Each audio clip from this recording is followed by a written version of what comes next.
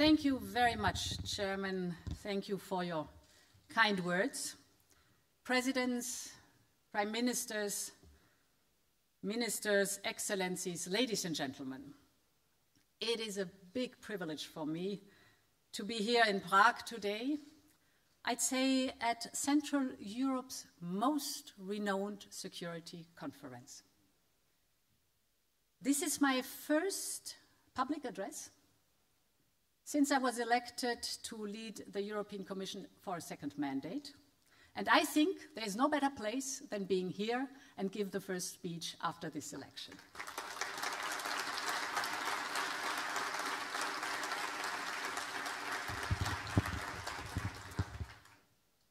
The new reality is that Central Europe is not only geographically at the heart of Europe, but it is also politically and strategically central to the future of the European Union. Last year, the biggest investors in this region were not German companies or French companies, but Czech companies.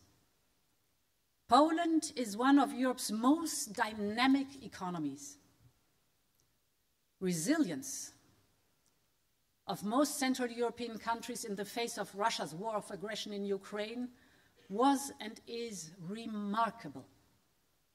So when we talk about competitiveness, I think Europe's West has a lot to learn from Europe's East.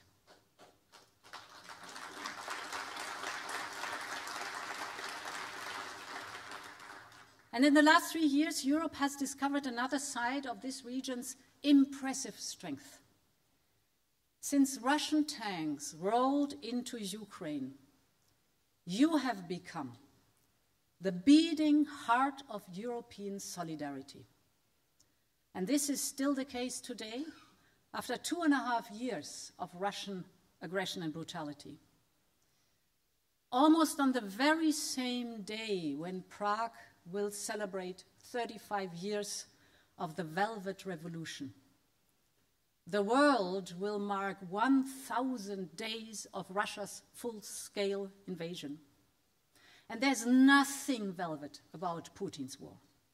So many innocent people killed. So many cities have been razed to the ground. So many families have been torn apart.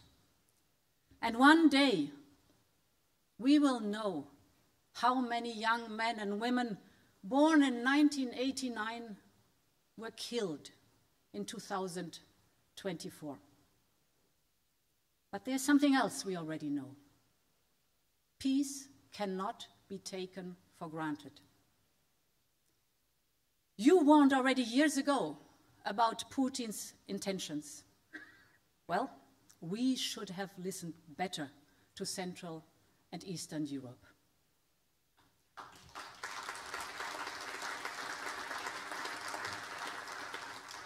And ladies and gentlemen, today some politicians inside our union and even in this part of Europe are muddying the waters of our conversation about Ukraine. They blame the war not on the invader, but on the invaded, not on Putin's lust for power, but on Ukraine's thirst for freedom. So I want to ask them, would you ever blame Hungarians for the Soviet invasion of 1956? Would you ever blame Czechs for the Soviet repression of 1968?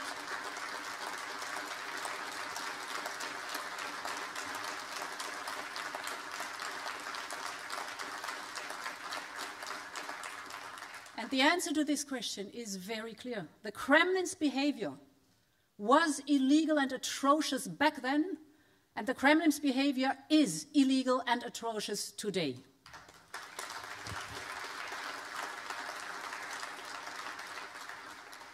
We Europeans have many different histories. We speak many different languages. But in no language, peace is synonymous with surrender. In no language, sovereignty is synonymous with occupation. So those who argue to stop support for Ukraine do not argue for peace. They argue for appeasement and subjugation of Ukraine.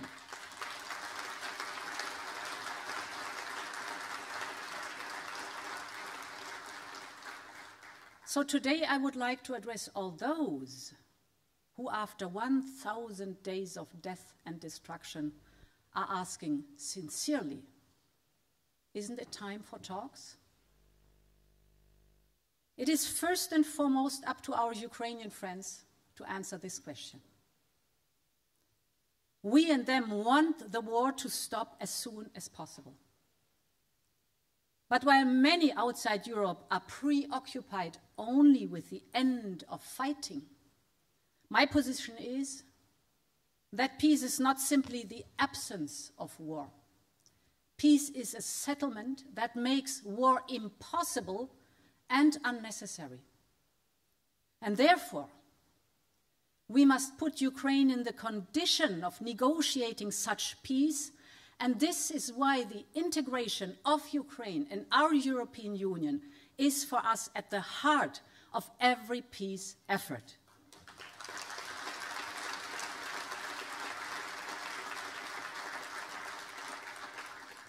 If we want true peace, we must fundamentally rethink the foundation of Europe's security architecture.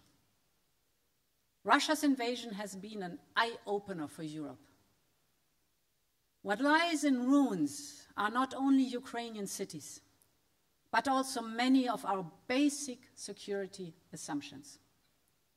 For decades, many said that economic interdependence was the ultimate source of security. And you know all that Europe was buying Russian gas, and this was supposed to be the guarantee that Moscow would never start a new war on the old continent. This was an illusion. Putin has traded his country's prosperity for his own imperial ambitions. And our own dependency on Russia has become an asset in Putin's hands. What was believed to be a source of security was, in fact, a source of vulnerability. And as Russia started to move its troops towards the border of Ukraine, it also turned off the gas tap to blackmail Europe. We all remember the shock and the horror when the full-scale invasion of Ukraine began, but also the fear of blackouts in Europe. These fears have never materialized. Why that?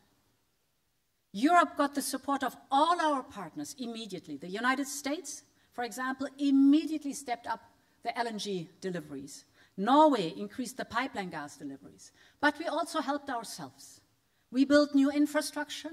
We bought energy together to have a strong market power. We brought prices down and under control. They are still too high, but we brought them down quite a bit. But most importantly, we have worked on a structural response to this crisis. We invested massively in renewable energy, and we are investing in the fuels of the future, like, for example, clean hydrogen.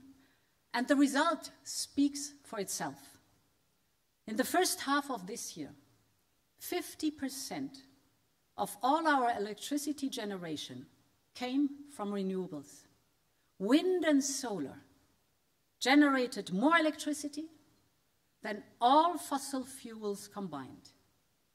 Putin's attempt to blackmail our union has not only utterly failed, actually, he triggered the boost of European homegrown renewable energy that makes us independent. And we've learned our lesson. When we speak about our energy, we have to produce our own energy, more renewables, more nuclear, more efficiency.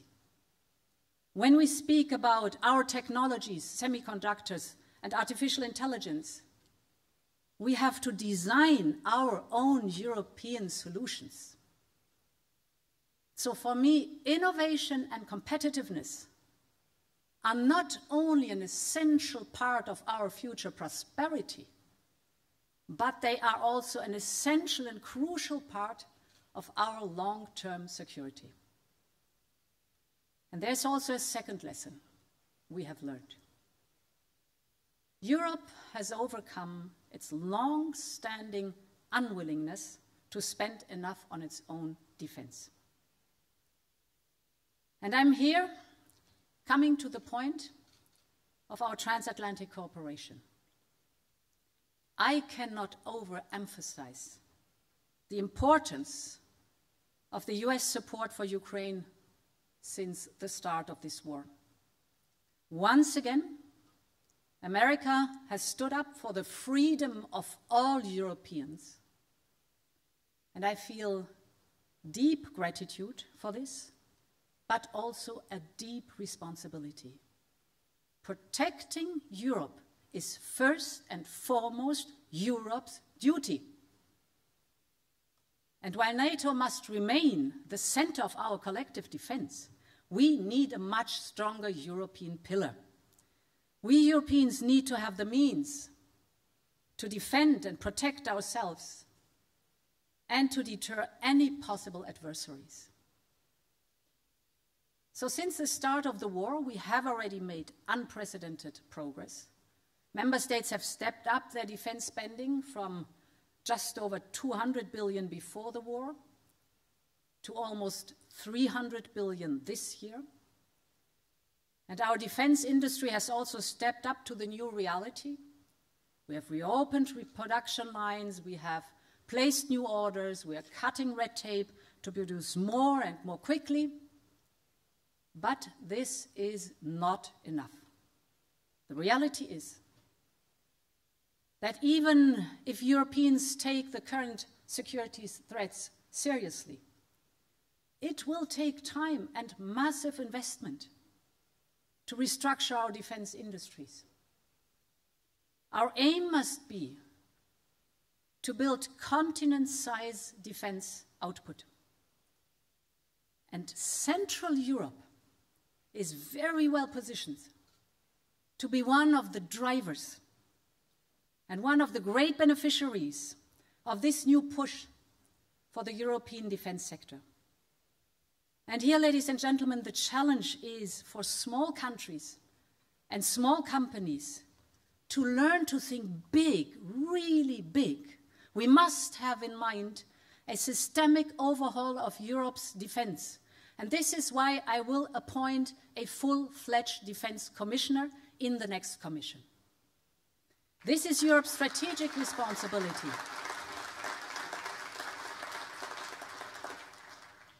So to conclude, ladies and gentlemen, at the beginning of this decade, many illusions have been shattered in Europe.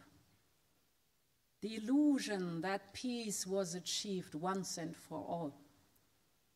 The illusion that prosperity might matter more to Putin than his delusional dreams of empire.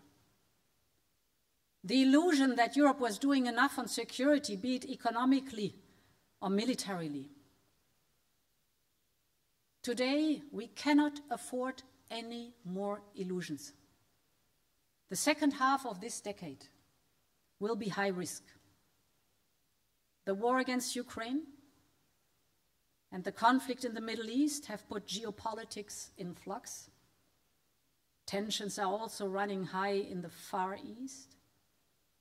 We are facing climate change with, for example, desertification of whole regions. We Europeans must be on guard. We must refocus our attention on the security dimension of everything we do. We must think about our union as intrinsically a security project. And Central Europe has a crucial role to play.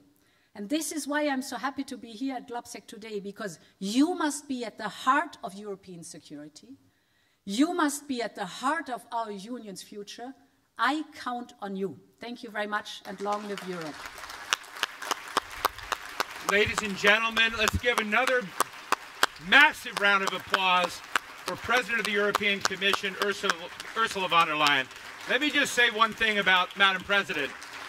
Years ago, when she was Minister of Defense, I had the privilege of interviewing her here at Globsec while it was in Bratislava, and the forward-looking nature and the